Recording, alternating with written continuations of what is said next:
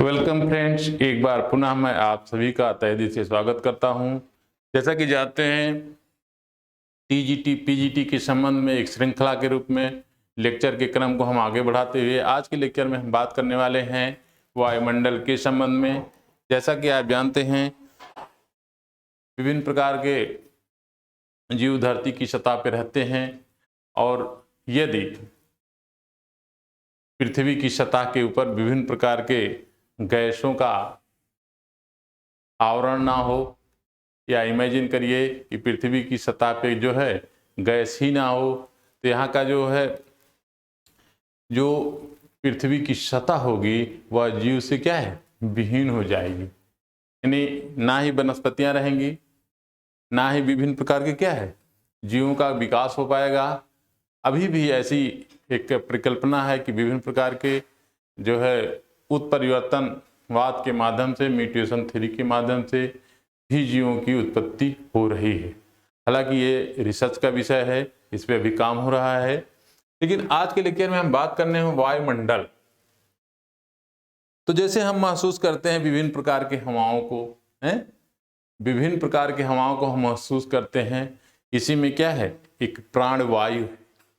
अभी पिछले समय में कोरोना का पेंडेमिक चल रहा था, जैसा कि आप जान पा रहे हैं। उस कंडीशन में क्या हुआ कि विभिन्न ऐसे हमारे भाई बहन जो आज इस धरती पर नहीं है, तो वो ऑक्सीजन की कमी के कारण भी नहीं। अदरवाइज ऑक्सीजन की मतलब कोरोना के जो वायरस है उसके संक्रमण के कारण बॉडी में ऑक्सीजन की कमी हो गई, या समय पर उनको जो है आर्टिफिशियल रूप से बनाए गए जो ऑक्सीजन है नहीं उपलब्ध हो पाए सिलेंडर, और तमाम ऐसे समझिए कोई डाटा नहीं है कि भाई बहनों का क्या देहांत हो गया। तो ये कैसे हुआ?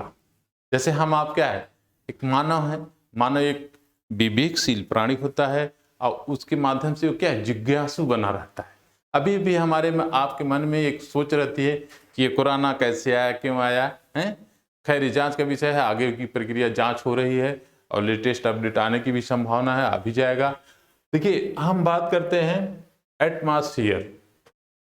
तो जब हम एटमॉस्फेयर की बात करते हैं तो हमको ये पता चलता है कि एटमॉस्फेयर में अगर हम बात करें कि एटमॉस्फेयर क्या है, तो देखिए अगर हम बात करें कि पृथ्वी की सतह के ऊपर,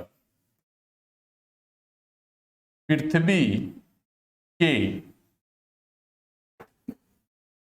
सतह के ऊपर, सतह के ऊपर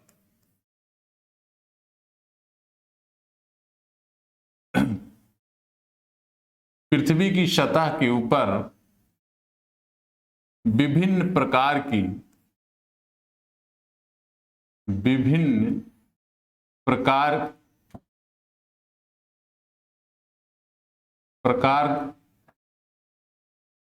सॉरी फ्रेंड्स,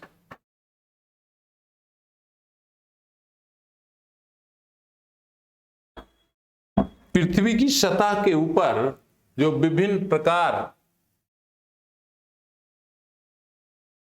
के गैसों का आवरण है, के गैसों का आवरण है, आवरण या परत है, इसे ही वायुमंडल कहते हैं। वायुमंडल कहते हैं।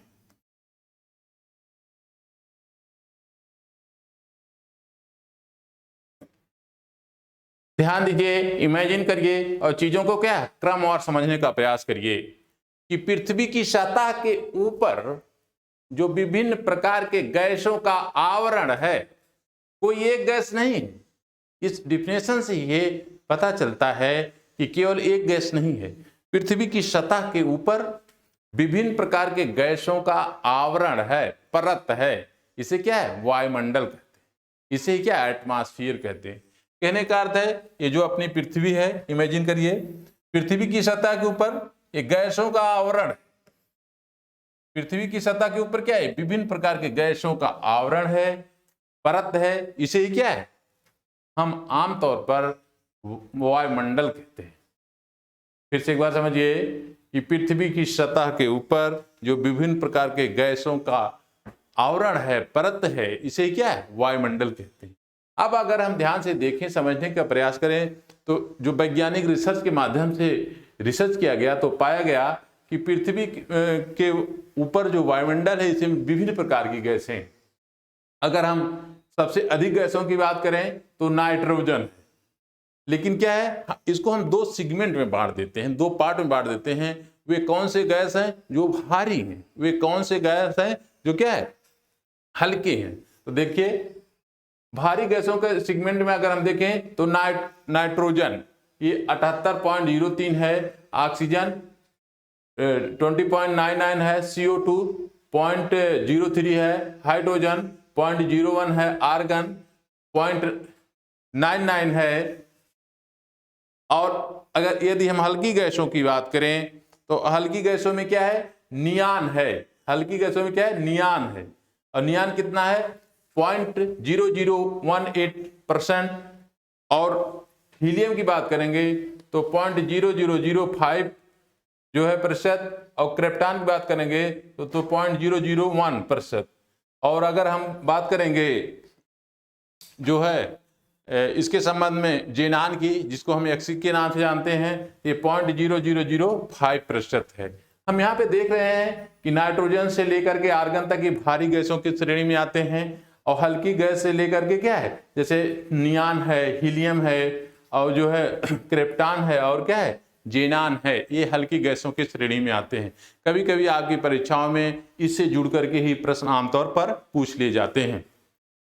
चलिए हम लेक्चर को आगे बढ़ाते हुए समझाने प्रयास करेंगे। आज हम लोग बात करेंगे वायुमंडल के संबंध में। तो जैसा कि हम लोगों ने देखा कि पृथ्वी की सतह के ऊपर जो विभिन्न प्रकार के गैसों का क्या है आवरण है, पृथ्वी की सतह के ऊपर जो विभिन्न प्रकार के गैसों का आवरण है, इसे क्या है या परतों का जो आवरण है, इसे हम वायुमंडल कहते हैं।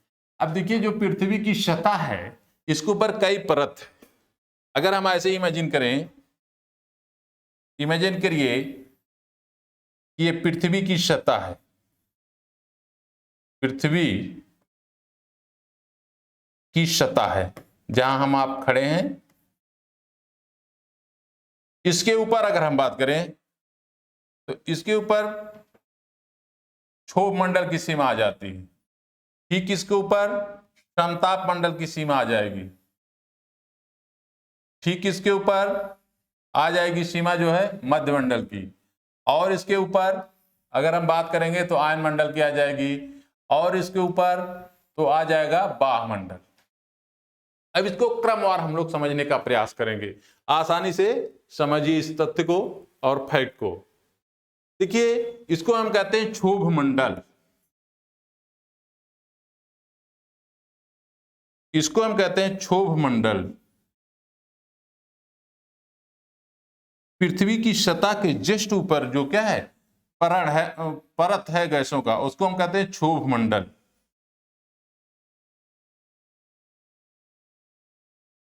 क्षोभ मंडल, या इसको हम कहते हैं ट्रोपोस्फेयर, ट्रोपोस्फेयर। इसके बाद है समताप मंडल, समताप मंडल, इसको कहते हैं हम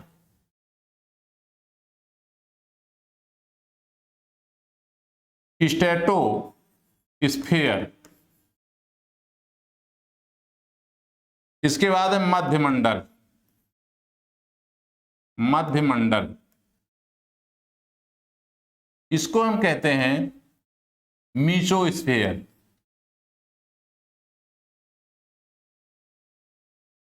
इसके बाद है आयन मंडल, आयन मंडल, इसको कहते हैं हम आयनो, इसको हम कहते हैं आयनो, आयनोस्फेयर, आयनोस्फीयर,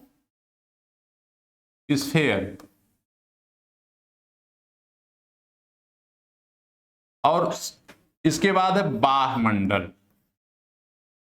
बाह्यमंडल इसको कहते हैं हम एक्सोस्फीयर। आप स्क्रीन पे आसानी पे देख पा रहे हैं कि पृथ्वी की सतह के ऊपर क्षोभ मंडल, ट्रोपोस्फीयर और स्ट्रेटोस्फीयर, इसके ऊपर देखें स्ट्रेटोस्फीयर, और इसके ऊपर आयनोस्फीयर और एक्सोस्फीयर।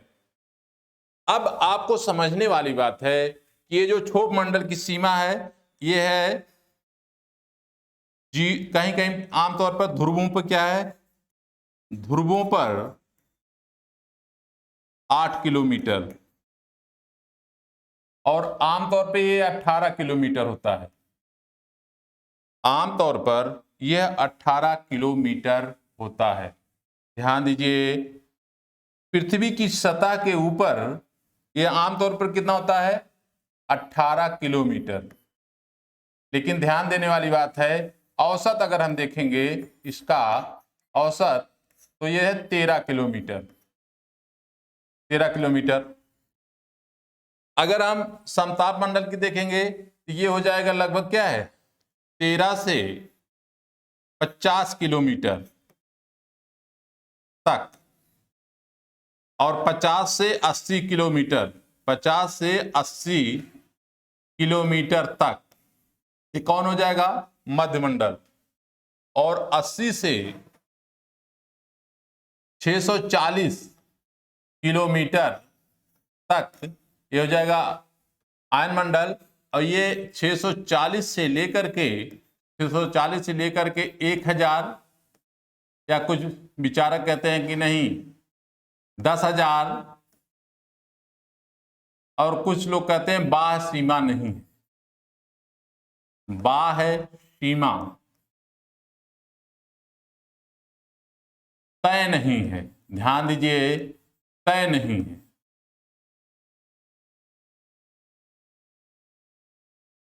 चीजों को बहुत आसानी से क्रमवार समझने का प्रयास करिए।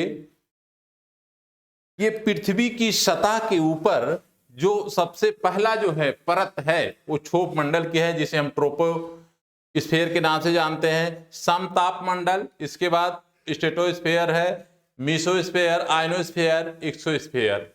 तकनीकी रूप से समझने का प्रश्न यह है कि ध्रुवों पर ध्यान दीजिए, ध्रुवों पर यह 8 किलोमीटर होता है, यानी जो क्षोभ मंडल की सीमा होती है ध्रुवों पर 8 किलोमीटर, भूमध्य रेखा पर मैक्सिमम 18 किलोमीटर तक होती है। और क्या है, अगर हम इसका एवरेज देखेंगे तो लगभग पृथ्वी की सतह के ऊपर जो पहली परत है वो लगभग 13 किलोमीटर की होती है। इसके बाद अगर हम देखेंगे समताप मंडल की, तो 13 से 50 किलोमीटर। इसके बाद मध्य मंडल की बात करेंगे तो 50 से 80 किलोमीटर। अगर हम आयन मंडल की बात करेंगे तो 80 से 640 किलोमीटर, और 640 से 1000 या 10,000 किलोमीटर। लेकिन कुछ ऐसे भी विचारक हैं जो कहते हैं कि बाह्यमंडल की सीमा को तय नहीं किया जा सकता है। अब एक एक मंडल के विषय में हम लोग क्रमवार समझेंगे, जानेंगे कि क्या चीजें हैं और कैसे हैं। आइए हम लोग बात करते हैं, जरा से इसको मिटाएंगे। चलिए, अब हम लोगों ने देखा कि विभिन्न प्रकार के, यानी पृथ्वी की सतह के ऊपर जो गैसों का आवरण है, परत है, एक एक परत के विषय में हम लोग क्रमवार जानकारी लेंगे और उसको समझने का क्या है, प्रयास करेंगे। तो आइए हम देखते हैं पहली बातें। तो पहला जो मंडल है क्षोभ मंडल। क्षोभ मंडल, क्षोभ मंडल देखिए, इसको हम क्रमवार समझें। नंबर 1 अगर हम बात करें तो मौसम संबंधी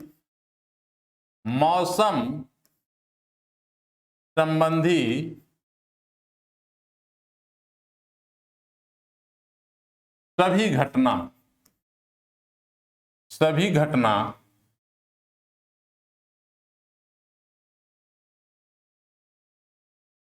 इसी मंडल में होती है।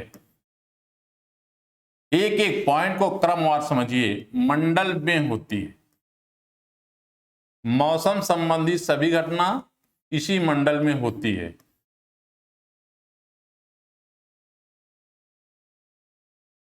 जैसे अगर हम बात करें पृथ्वी की सतह के ऊपर, जैसे पाला, कोहरा, बिजली का चमकना, लिख भी लेते हैं ऐसे, जैसे कुहारा,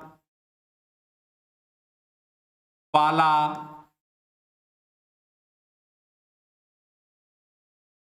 बिजली का तड़कना, बिजली का तड़कना, हाँ कुछ लोग क्रोध में भी तड़कने लगते हैं, बिजली का तड़कना, और वर्षा का होना, वर्षा का होना, वर्षा का होना, ये सब क्या है, ये क्षोभ मंडल में आमतौर पर सामान्यतया होते हैं। आपको ये जानना है कि मौसम संबंधी सभी घटना इसी मंडल में होती है, यानी पृथ्वी की सतह के ऊपर जो क्षोभ मंडल है, एक एक क्रम को आसानी से समझिए और इसको जो है जानने का प्रयास करिए, इसको कंठस्थ करने का प्रयास करिए, क्योंकि जो आपकी परीक्षाएं हैं वो क्या है, बहुत ही एक गंभीर और क्या है सटीक जानकारी आपसे जो है अपेक्षा करती हैं, या आयोग द्वारा आपसे अपेक्षा की जाती है कि आपका जो कॉन्सेप्ट है एकदम क्या क्लियर होना चाहिए। तो देखिए, मौसम संबंधी सभी घटना इसी मंडल में होती है, जैसे कोहरा, पाला, बिजली का तड़कना, बारिश का होना।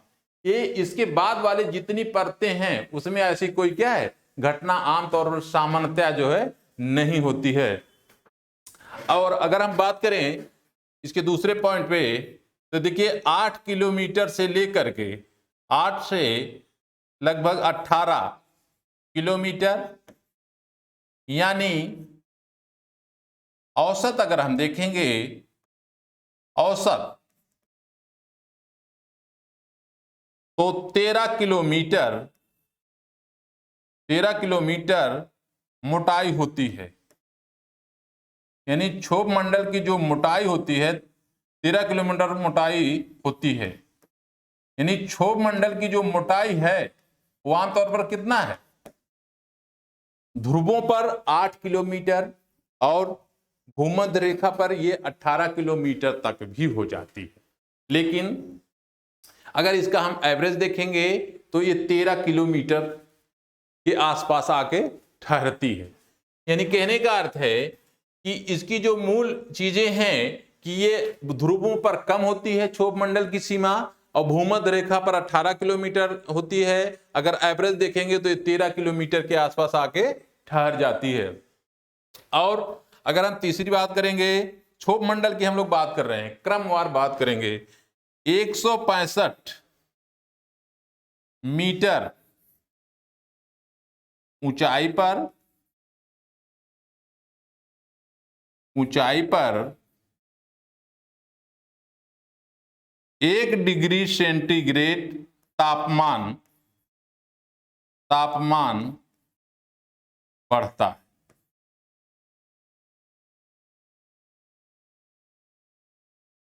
अब आप आसानी से समझिए, स्क्रीन पे यहां पे क्या हमने देखा कि 165 मीटर, यानी पृथ्वी की सतह पर 165 मीटर की ऊंचाई पर जब आप जाएंगे तो वहां क्या है, 1 डिग्री सेंटीग्रेड तापमान बढ़ता है। प्रति 165 डिग्री सेंटीग्रेड पर क्या है, 1 डिग्री सेंटीग्रेड तापमान बढ़ जाएगा। और अगर हम बात करें, जरा सा इसको मिटाएंगे, जैसे इसमें क्या है कि देखिए सबसे भारी गैस, अगर हम बात करेंगे सबसे जो भारी गैस है वो क्या है, पृथ्वी की सतह पर क्या है सबसे जो भारी गैस है वो क्या है, कार्बन डाइऑक्साइड। यही आपकी परीक्षाओं में कभी कभी पूछ लिया जाता है। और CO2, ध्यान दीजिए, CO2 सबसे भारी गैस है, सबसे भारी गैस है, भारी गैस। एक एक पॉइंट को समझिए। कार्बन डाइऑक्साइड क्या है, पृथ्वी की सतह के ऊपर जो विभिन्न प्रकार की गैसें हैं उसमें सबसे भारी है। कौन, कार्बन डाइऑक्साइड।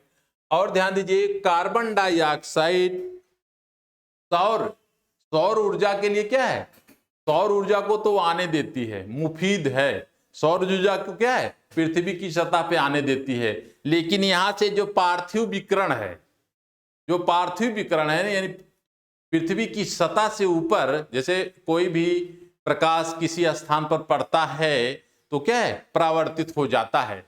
लेकिन जब ये सौर ऊर्जा पृथ्वी की सतह पे आई, फिर जब ये परावर्तित होने की प्रक्रिया में होती है तो उसका अधिकांश भाग क्या है, ये रोक लेती है। कौन, यही कार्बन डाइऑक्साइड।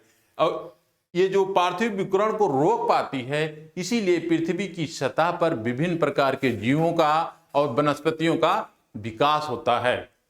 आमतौर पर यदि हम ध्यान दें, अगर मान लीजिए कार्बन डाइऑक्साइड ही ना हो, फिर क्या होगा, फिर जितनी भी आमतौर पर सूर्य से प्रकाश सौर ऊर्जा आएगी वो सब रिफ्लेक्ट हो जाएगी। तो उन कंडीशन में क्या होगा, ये वनस्पति जगत जो है अपना भोजन ही नहीं बना पाएगा। जैसा कि आप जानते हैं, प्रकाश संश्लेषण की जो है क्रिया में कार्बन डाइऑक्साइड की उपस्थिति बहुत मस्ट है और ऑक्सीजन क्या है, जनरेट होती है। अब अगर अगली हम बात करें फिर, तो देखिए प्राणवायु,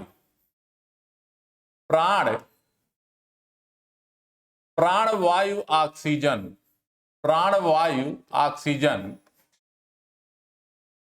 ऑक्सीजन, प्राणवायु ऑक्सीजन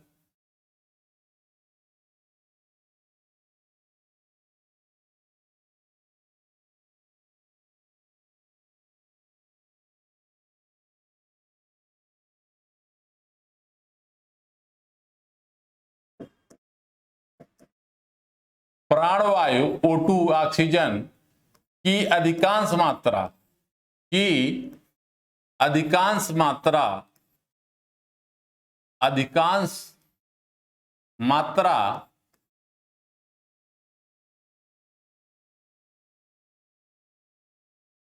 इसी मंडल में पाई जाती है। ध्यान दीजिए, अभी हम लोगों ने देखा कि सामान्यतया जो भारी गैसें हैं, पृथ्वी की सतह के ऊपर जो वायुमंडल है उसमें सबसे भारी गैस कार्बन डाइऑक्साइड है। लेकिन इसके बाद जो प्राणवायु है, प्राणवायु यानी O2 की अधिकांश मात्रा, यानी ऑक्सीजन की अधिकांश मात्रा इसी मंडल में पाई जाती है। यानी क्या है, क्षोभ मंडल में ही पाई जाती है। अब यहां पे एक चीज और ध्यान हमें रखना होगा कि वायुमंडल के परतों का अध्ययन, वायुमंडल के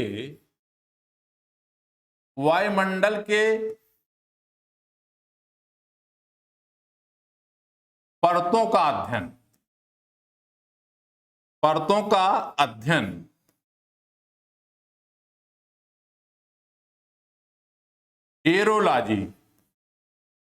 एरोलॉजी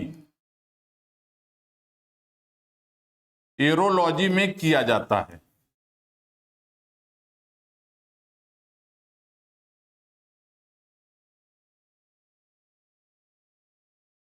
वायुमंडल के परतों का अध्ययन एरोलॉजी में किया जाता है। लेकिन अगर हम बात करें ऋतुओं का अध्ययन किसमें किया जाता है, तो मेट्रोलॉजी। इसी में ध्यान दीजिए,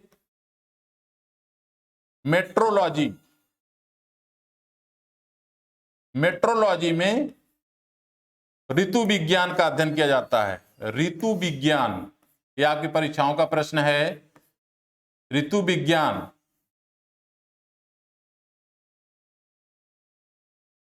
का अध्ययन किया जाता है। अभी हम लोगों ने देखा कि एरोलॉजी में वायुमंडल के परतों का अध्ययन किया जाता है, लेकिन मेट्रोलॉजी में ऋतु विज्ञान का अध्ययन किया जाता है।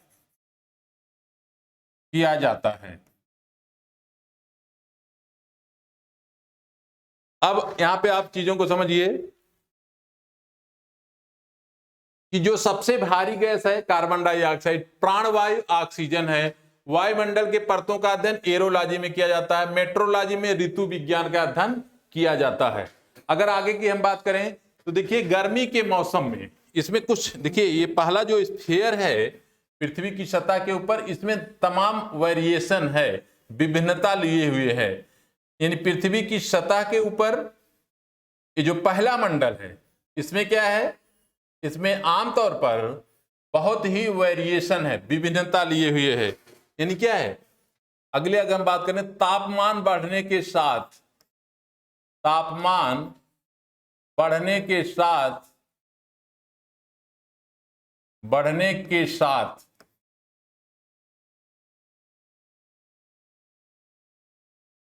क्षोभ मंडल की सीमा बढ़ जाती है, क्षोभ मंडल की सीमा बढ़ जाती है, क्षोभ मंडल की सीमा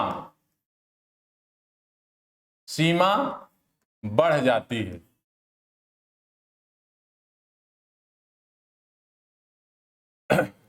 यानी जब तापमान बढ़ने लगेगा गर्मियों के मौसम में, तो क्षोभ मंडल की सीमा क्या है, बढ़ जाती है।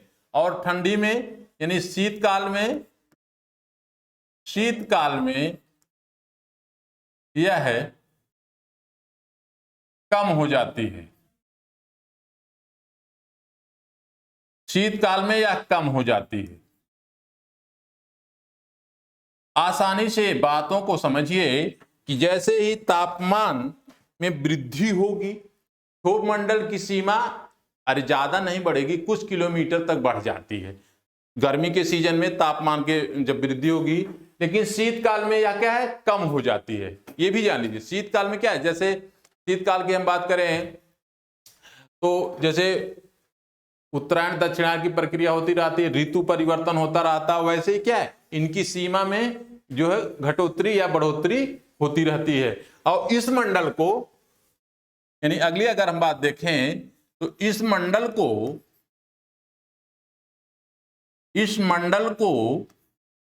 संवहन मंडल के नाम से जाना जाता है।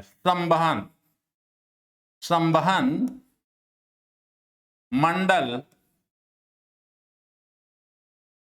के नाम से जाना जाता है, के नाम से जाना जाता है। यानी इस जो क्षोभ मंडल है, इसको क्या है, संवहन मंडल के नाम से जाना जाता है। क्यों कि पृथ्वी की सतह के ऊपर विभिन्न प्रकार के, जैसे कहीं उष्णता है, कहीं शीतलता है, तो ये विकिरण की वजह से, यानी ये क्या जो विकिरण है, विकिरण के लिए जिम्मेदार क्या है, संचालन और संवहन। इसीलिए क्या है, इसे संवहन जो है मंडल के नाम से इसको मुख्य रूप से जाना जाता है सामान्यतः। अगर आगे की हम बात करें तो समताप मंडल, इसके बाद हम आते हैं तो समताप मंडल में क्या है, समताप मंडल में सीमा 0 से क्या है 20 किलोमीटर तक, जैसा कि स्क्रीन पे आप देख पा रहे हैं। समताप मंडल की जो सीमा है, दूसरा समताप मंडल, समताप मंडल,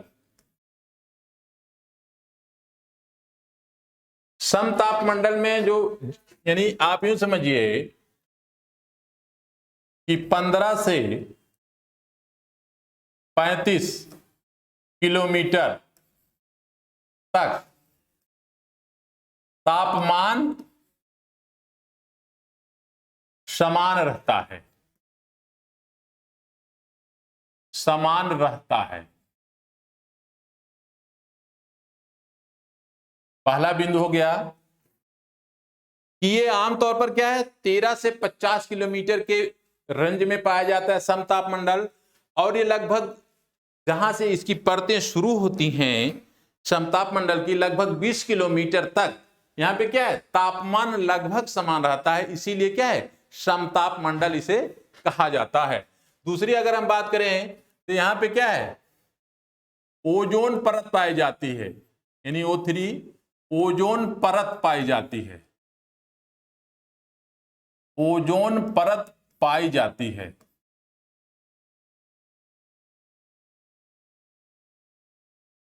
ये ओजोन परत जितने भी विभिन्न प्रकार की जो परतें हैं पृथ्वी की सतह के ऊपर, समताप मंडल ही एक ऐसा मंडल है जहां पे ओजोन परत पाई जाती है।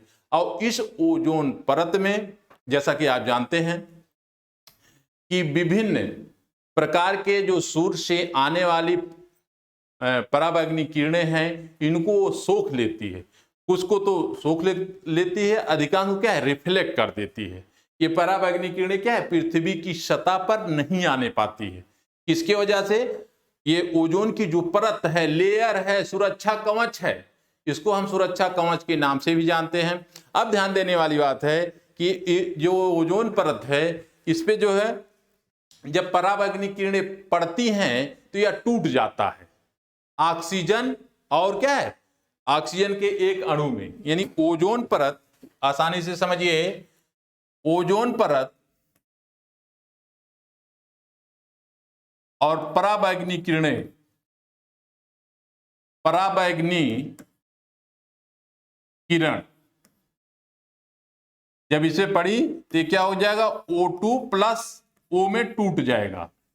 आपके मन में प्रश्न आ रहा होगा कि जब ये टूट जाता है तो सर इसकी फिर कंटिन्यू बना कैसे है? तो ध्यान दीजिए, पृथ्वी की सतह के नीचे जो ऑक्सीजन है ये क्या ऊपर उठ करके इसी O से मेल कर जाता है, फिर O3 बनने लगता है। यानी अगर हम बात करें कि ओजोन परत पर जो पराबैंगनी किरणें पड़ती हैं तो इसका अधिकांश हिस्सा क्या है टूट जाता है O2 में और प्लस O में, और नीचे की जो ऑक्सीजन है यानी O2 ऊपर उठ करके इसी O से क्या है मेल कर जाती है, मिल जाती है O3, यानी क्या है ओजोन का निर्माण, ओजोन गैस का निर्माण होने लगता है। और ये क्या है आमतौर पर 15 से क्या है 35 किलोमीटर के बीच में, 15 से 35, ध्यान दीजिए 15 से 35 किलोमीटर के बीच में आमतौर पर पाया तो ये पूरे मंडल में जाता है इसकी परतें, लेकिन 15 से 35 किलोमीटर के बीच में क्या है सघन रूप में पाया जाता है, सघन रूप में पाया जाता है, सघन रूप में पाया जाता है। ये जो ओजोन की परत है 15 से 35 किलोमीटर के बीच में सघन रूप में पाया जाता है।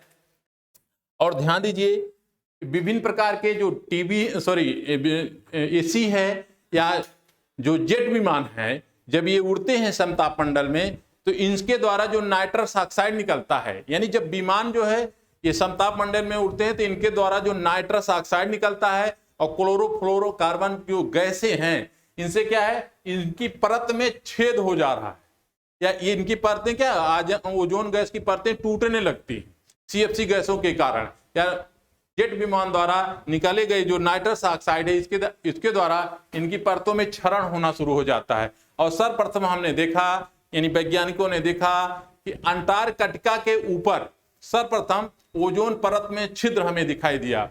इसीलिए प्रतिवर्ष 16 सितंबर को ओजोन दिवस यानी ओजोन परत के संरक्षण के लिए ओजोन दिवस मनाया जाता है, जो कि क्या है बहुत ही हमारे लिए आपके लिए महत्वपूर्ण है। यह एक सुरक्षा कवच है, समताप मंडल में क्या है एक सुरक्षा कवच है हमारे लिए, नहीं पूरे क्या मानवता के लिए या विभिन्न प्रकार के पृथ्वी की सतह पर जो जीव हैं वो सब के लिए क्या है एक सुरक्षा कवच है। कौन? ये ओजोन। ठीक है, इतनी बात आपको यहाँ पे जानना होगा और समझना होगा। अगर आगे की हम बात करें तो जैसे मैंने आपको बताया कि इनका जो सांद्रण है, सांद्रण क्या है 15 से क्या है 35 किलोमीटर के बीच में मजबूत रहता है, सघन रूप में होता है। इसके बाद भी इनकी परतें तो है ही हैं लेकिन ये विरल रूप में हो जाती हैं, यानी क्या है ठीक 35 किलोमीटर के ऊपर इसका जो रेंज है लगभग 50 किलोमीटर के आसपास है तो वहां विरलता हो जाती है, परतें तो है ही हैं लेकिन क्या है विरल रूप में ओजोन गैस मौजूद है। लेकिन अगर इनकी हम सांद्रता की बात करें तो 15 से 35 किलोमीटर के बीच में मुख्य रूप से इनकी सांद्रता अधिक होती है। और सीरस बादल या इसे कहते हैं मदर ऑफ पर्ल क्लाउड, अगली अगर हम बात करें इसी से तो इसी को नाइक्रियस क्लाउड यानी मदर ऑफ पर्ल क्लाउड या नाइक्रियस क्लाउड मैं उल्लेख कर दे रहा हूं, जरा सा आप समझने का प्रयास करें कि एक सीरस नाम का बादल इस समतापमंडल के निचले जो है सतह में पाया जाता है, जिसे हम सीरस बादल कहते हैं, उसे ही मदर ऑफ पर्ल क्लाउड के नाम से जानते हैं। उसे हम नाइक्रियस क्लाउड के नाम से भी जानते हैं। ठीक है, इतनी बात आप समझिए। अगर हम मेजर पोर्शन की बात करें तो इसमें देखिए ये सुरक्षा कवच है। अगर ये जो है ओजोन परत नहीं होती तो हम मानव यानी हम आप जैसे लोगों क्या है कैंसर जैसी घातक बीमारी क्या है बहुत तीव्र गति से इस पृथ्वी पर फैल जाती। ये रोकता है। ओजोन परत क्या है जो पराबैंगनी कीड़े हैं सूर्य से आती है इनको अवशोषित कर लेता है, अधिकांश को क्या रिफ्लेक्ट भी कर देता है। और पराबैंगनी किरणें जब ओजोन परत पर पड़ती हैं तो ये टूट जाता है ऑक्सीजन में और ऑक्सीजन O2 प्लस O में, और नीचे की जो ऑक्सीजन है ये ऊपर की तरफ जा करके O से जुड़ जाते हैं, फिर ओजोन परत बनने की प्रक्रिया चलती रहती है। जैसे एक प्रश्न आता है या मन में विचार आता है कि ओजोन परत जब ऐसे टूट रहे हैं या क्षरित हो रहे हैं तो कंटिन्यू कैसे हैं? तो कंटिन्यू होने का मेजर जो बेस है नीचे की ऑक्सीजन के अगले अणु से जुड़ करके फिर O3 बनने लगता है। लगातार ये प्रक्रिया चलती रहती है। आगे की अगर हम बात करें तो देखिए मध्यमंडल का जो आमतौर पर जो है क्षेत्र आता है 50 से 80 किलोमीटर के बीच में आता है। और इस 50 से 80 किलोमीटर में जैसे कि आप जानते हैं अपने दरवाजे पे जब कभी सोए हुए रहते हैं रात के अंधेरों में तो एक प्रकाश जो है गतिशील दिखाई देता है। तो ये क्या प्रकाश होता है? ये उल्का संबंधी घटना। इसके मेजर पोर्शन है कि उल्का संबंधी जो घटना है वो मेजो स्फीयर यानी क्या है मध्यमंडल में ही होता है। तारों को टूटना यानी तारे जो टूटने की घटना होती है वो मध्यमंडल में ही सामान्यतया आमतौर पर हम देखने को पाते हैं। अच्छा, जरा से इसकी एक फ्रेमिंग समझ लीजिए कि वरुणकरा के बाद क्यूपर बेल्ट की एक पट्टी पाई जाती है जहां पे विभिन्न प्रकार के उल्का स्थित हैं। उल्का क्या है? एक खगोलीय पिंड है, आकाशीय पिंड है, ब्रह्मांड के एक पिंड के रूप में घूमते रहते हैं अनियमित आकार में, क्योंकि सूर्य पृथ्वी भी सूर्य का चक्कर लगा रही है। उसी क्रम में क्या है ये भी सूर्य का अनियमित आकार में चक्कर लगा रहे हैं। एक क्रम ऐसा आता है कि पृथ्वी के गुरुत्वाकर्षण शक्ति से ये प्रभावित होकर के पृथ्वी की सतह पर आने का प्रयास करते हैं। कौन? वही जो आकाशीय पिंड है उल्का है। और ये जब आते हैं आमतौर पर तो वायुमंडल में आएंगे, वायुमंडल में फिर ये आयनमंडल में आएंगे। अब यहाँ पे क्या है विभिन्न प्रकार की गैसें हैं। गैसें तो विरल हैं लेकिन गैसें तो ही हैं। इनका वेग इतना अधिक होता है कि यहाँ पे उपस्थित वायुमंडल और आयनमंडल में जो विभिन्न प्रकार की गैसें इन गैसों से इनका घर्षण हो जाता है और ये जब ये मध्यमंडल तक पहुंचते हैं तो ये जल उठते हैं, तब उनको उल्कास्म कहते हैं। यदि मान लीजिए उनकी डेंसिटी ज्यादा है, उनका द्रव्यमान ज्यादा है तो उसका कुछ टुकड़ा कुछ अंश पृथ्वी की सतह पे आ गिरता है तो उसे जो है उल्का पिंड कहते हैं। और ध्यान रखने वाली बात है कि ये मध्यमंडल में, ध्यान दीजिए, मध्यमंडल में जो तापमान होता है, ध्यान दीजिए, मध्यमंडल में जो तापमान होता है -100 डिग्री सेंटीग्रेड होता है।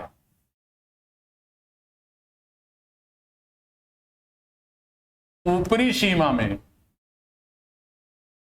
ऊपरी सीमा में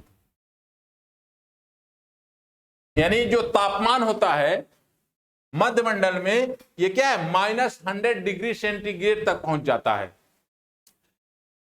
तारा टूटने की जो घटना होती है मध्यमंडल में ही क्या है होती है।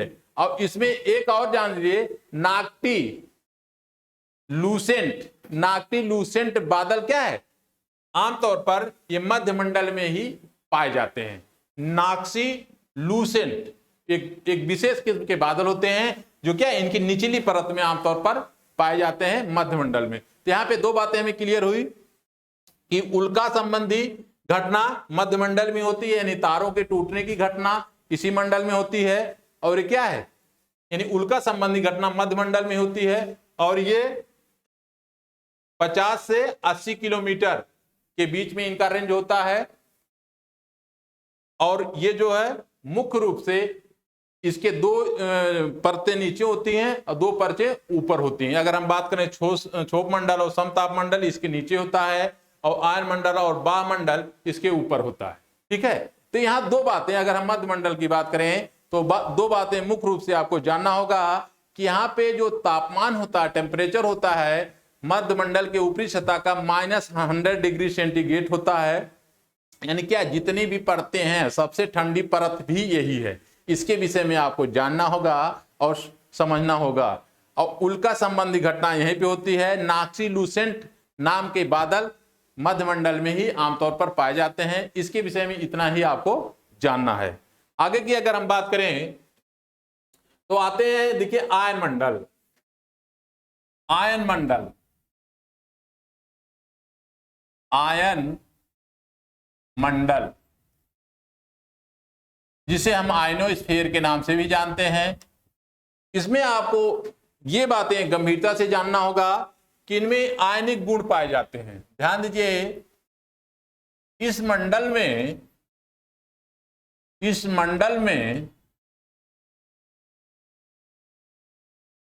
आयनिक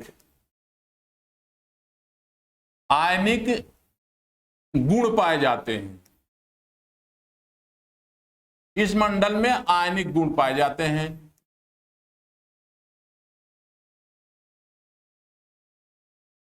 अगर अगले की हम बात करें तो रेडियो तरंगे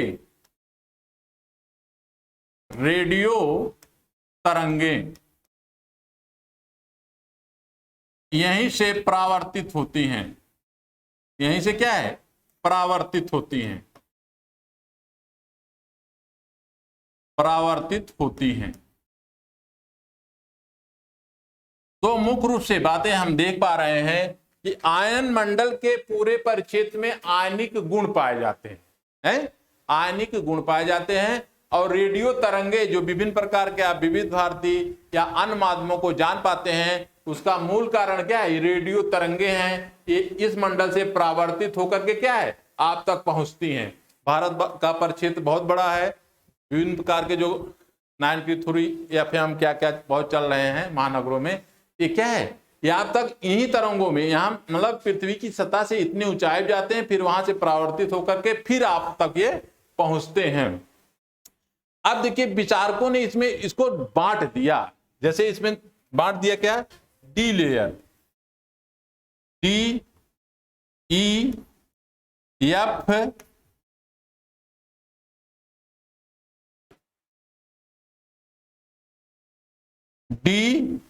DEFG। वैज्ञानिकों ने इसके विषय में जब स्टडी किया, देखा तो देखिए डी लेयर,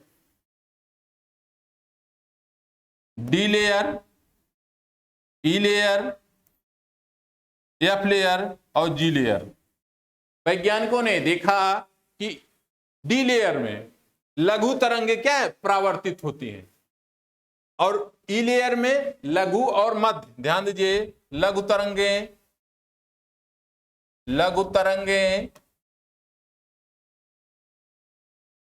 इसमें लघु और मध्यम, ध्यान दीजिए, मध्यम, और इसमें केवल लघु, और इसमें सभी। आसानी से समझिए, एकदम टेक्निकल नहीं होगा। आयन मंडल में आयनिक गुण पाए जाते हैं। रेडियो तरंगे परावर्तित होकर के हम तक, आप तक पहुंचती हैं। विभिन्न प्रकार के हम रेडियो कार्यक्रमों का आनंद उठाते हैं। ये इसी के द्वारा आमतौर पर हो पाता है। और इसकी जो सीमा होती है वो 80 से 640 किलोमीटर के आसपास होती है। और क्या है, ये इसके 4 लेयर में वैज्ञानिकों ने बांटा। डी लेयर में लघु तरंगे परावर्तित होती हैं, ध्यान दीजिए, और ई लेयर में लघु और मध्यम तरंगे, और एफ लेयर में लघु तरंगे, और जी लेयर में इनको क्या है, सभी तरंगे। जी लेयर में क्या है, सभी तरंगे परावर्तित होती हैं। और ध्यान दीजिए, इसमें एक और बातें जो बहुत ही महत्वपूर्ण है, जैसे जो सौर किरणें हैं, जो ब्रह्मांड की किरणें हैं, ये क्या है, जब पृथ्वी की तरफ आने का प्रयास करती हैं, तो जो पृथ्वी का गुरुत्वीय क्षेत्र है, ध्यान दीजिए, ब्रह्मांड किरणें या इसके ब्रह्मांड किरणें और सौर किरणें, यानी सूर्य से उत्पन्न जो किरणें हैं और ब्रह्मांड किरणें, ये जब पृथ्वी की सतह पर आने का प्रयास करती हैं, तो पृथ्वी की सतह पे जो गुरुत्वीय क्षेत्र में जो उत्पन्न किरणें हैं इनसे घर्षण हो जाता है।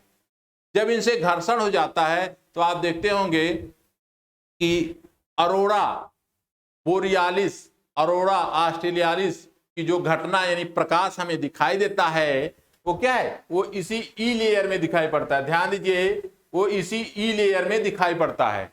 आमतौर पर क्या है, इसी ई लेयर में दिखाई पड़ता है।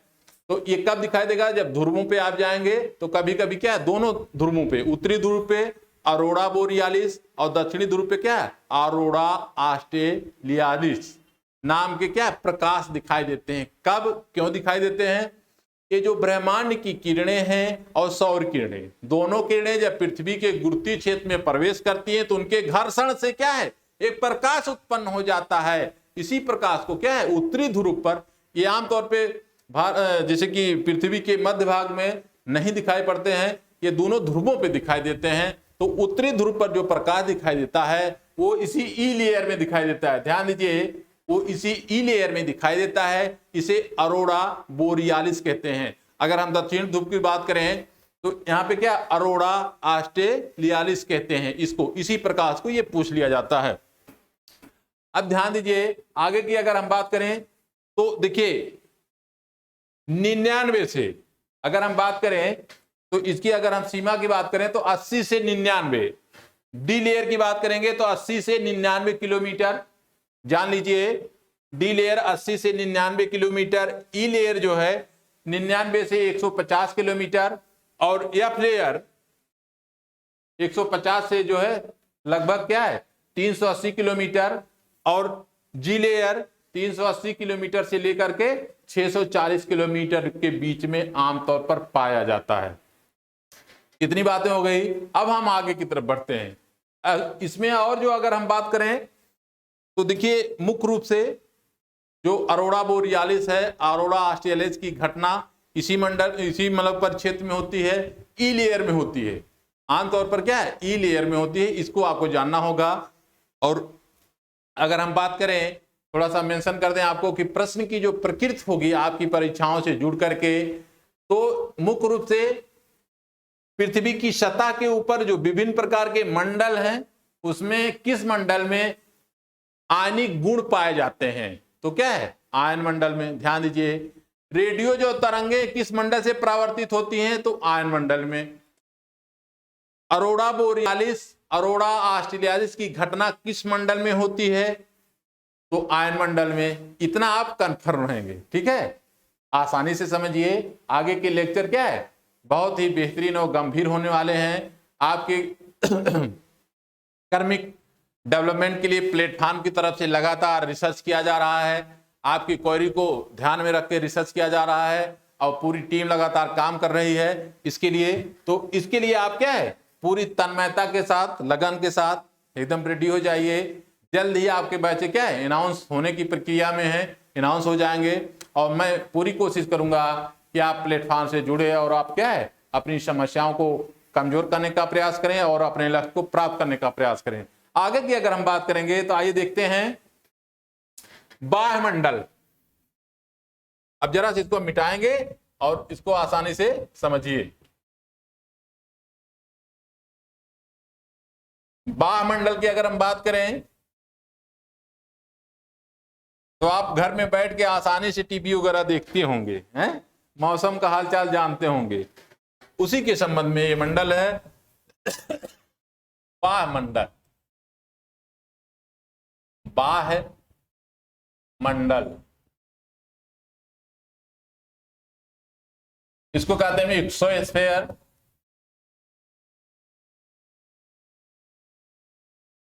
अब इसमें ध्यान देने वाली बात है कि जैसे 640 से 1000 किलोमीटर तक, कुछ विचारक कहते हैं कि इसकी सीमा 640 से 1000 किलोमीटर तक है, कंडीशन नंबर 1।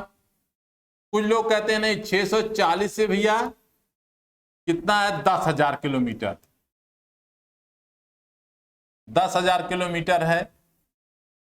विचारकों में मतभेद है, इस चीज को आप जरूर जानेंगे।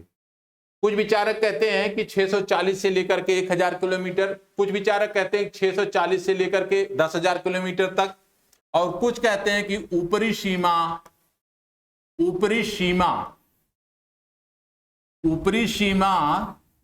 तय नहीं किया जा सकता, तय नहीं किया जा सकता, नहीं किया जा सकता है। यानी कुछ ऐसे विचारक हैं, विद्वान हैं, भूगर्भ शास्त्री हैं, जो कहते हैं कि वायुमंडल की सीमा को क्या है, निर्धारित नहीं किया जा सकता है।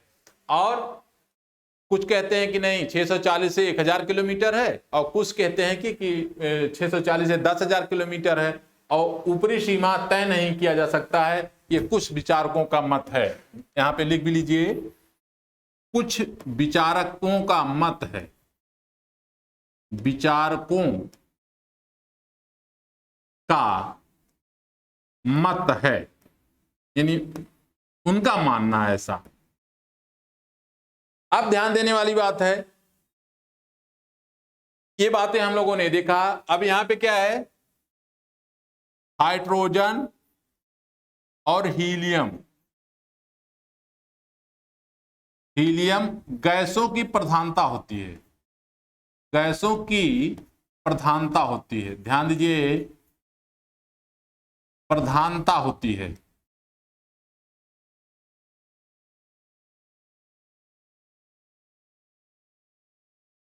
अभी सीमा को लेके ही विवाद था, अब क्या हो गया, देखा गया, रिसर्च के दौरान पाया गया कि हाइड्रोजन हीलियम गैसों की प्रधानता होती, ये तो एकदम एक्यूरेट सटीक सत्य है। लेकिन इस पे जब रिसर्च किया गया तो यह और पाया गया कि जैसे अगर हम बात करें तो नाइट्रोजन, ऑक्सीजन बहुत हल्की मात्रा में, हीलियम और हाइड्रोजन गैसों की अलग अलग परतें हैं। ये जो डाटा है ये प्रूव नहीं है, लेकिन कुछ ऐसे जो लेटेस्ट रिसर्चर हैं, विचारक हैं, उन्होंने कहा कि नाइट्रोजन, ऑक्सीजन, वायुमंडल में नाइट्रोजन, ऑक्सीजन, हाइड्रोजन और हीलियम की जो परतें हैं वो अलग अलग हैं। लेकिन क्या है, ये अभी रिसर्च का विषय है। अब ध्यान दीजिए, इसी में अगर हम बात करें आगे की तरफ तो देखते क्या है हम कि जो उपग्रह हैं, जैसा कि आप जानते हैं कि चंद्रमा क्या है, जो ग्रहों की परिक्रमा करे वो क्या है, उपग्रह है। जो ग्रहों की परिक्रमा, खगोलीय पिंड जो क्या है, ग्रहों की परिक्रमा करे वो उपग्रह कहलाता है। जैसे चंद्रमा क्या है, पृथ्वी का परिक्रमा करता है, तो पृथ्वी का उपग्रह कौन हुआ, चंद्रमा। वैसे ही कि अगर हम जो कृत्रिम उपग्रह छोड़ते हैं तो कहां पे छोड़ते हैं कृत्रिम उपग्रह, ध्यान दीजिए, मौसम संबंधी, मौसम उपग्रह,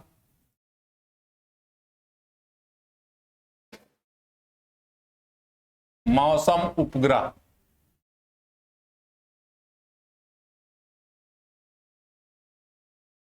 700 से लेकर के 700 किलोमीटर से लेकर के 1100 किलोमीटर तक ये मौसम उपग्रह इन्हीं क्षेत्रों के बीच में क्या है, छोड़ा जाता है। इन्हें ध्रुवीय उपग्रह भी कहते हैं,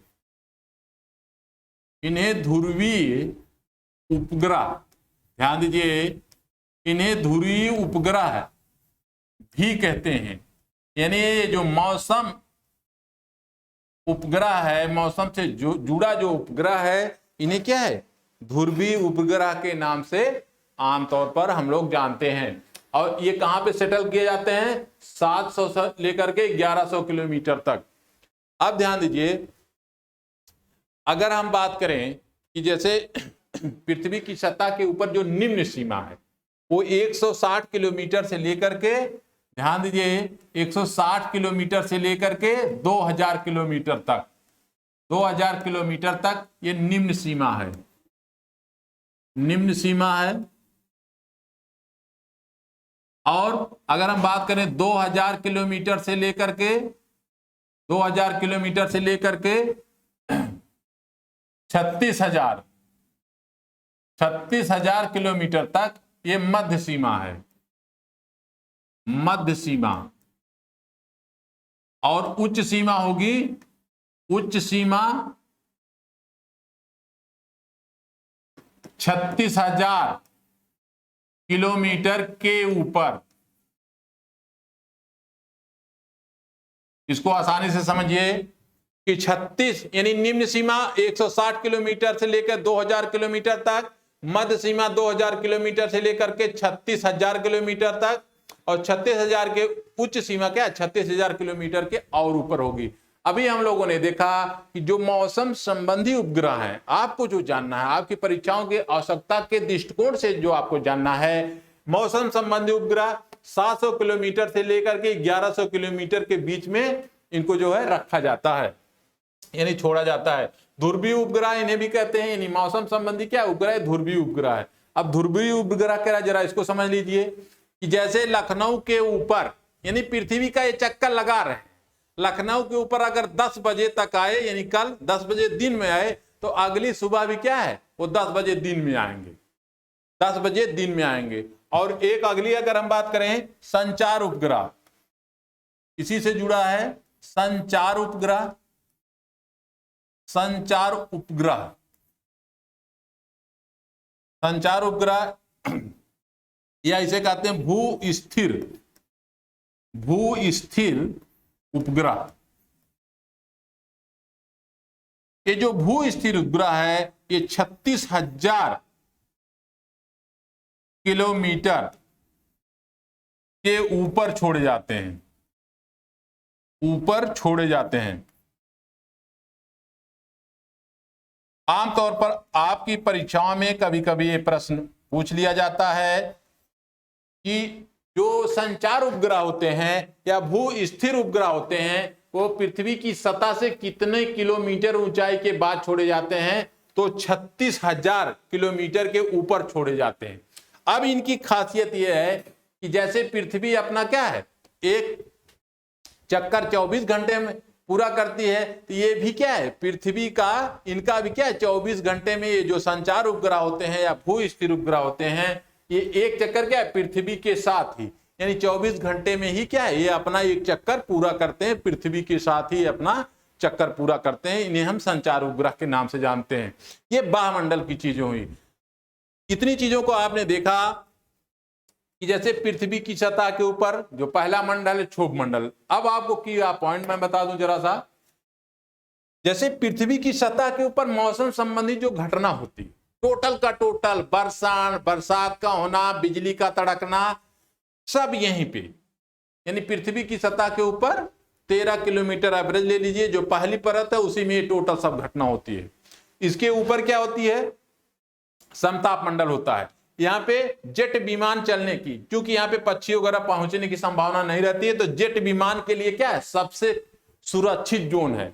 आप जानिए, जब जैसे आप जहाज बैठते हैं, बनारस से बैठे बंबई पहुंच गए, फिर क्या हुआ, तो आप पृथ्वी की सतह के क्या है, लगभग 13 किलोमीटर के ऊपर क्या है, गति कर रहे हैं। वहां पे क्या है, विभिन्न प्रकार के क्या है, जैसे पक्षी या कोई ऐसे जानवर पहुंचने की संभावना ना के बराबर रहती है। और ये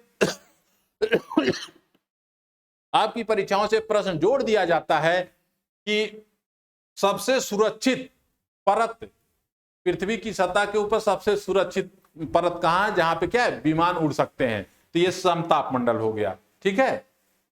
उल्का संबंधी घटना कहां होती है, मध्य मंडल में होती है। इतनी बात जानिए। वो कौन सा मंडल है जिसमें आयनिक गुण पाए जाते हैं, रेडियो तरंगों को प्रभावित करने की क्षमता होती है, तो आयन मंडल है। कहां आपके मौसम संबंधी उपग्रह, कहां आपके क्या है, संचार संबंधी उपग्रह जाके सेट किए जाते हैं, तो ये क्या है, वायुमंडल के ऊपर सेट किए जाते हैं। वायुमंडल में क्या है, मौसम संबंधी उपग्रह सेट किए जाते हैं। अब इसके बाद की अगर हम सीमा की बात करेंगे, तो जाकर के संचार उपग्रह को हम आप स्थापित करते हैं, नहीं वैज्ञानिकों द्वारा स्थापित किया जाता है।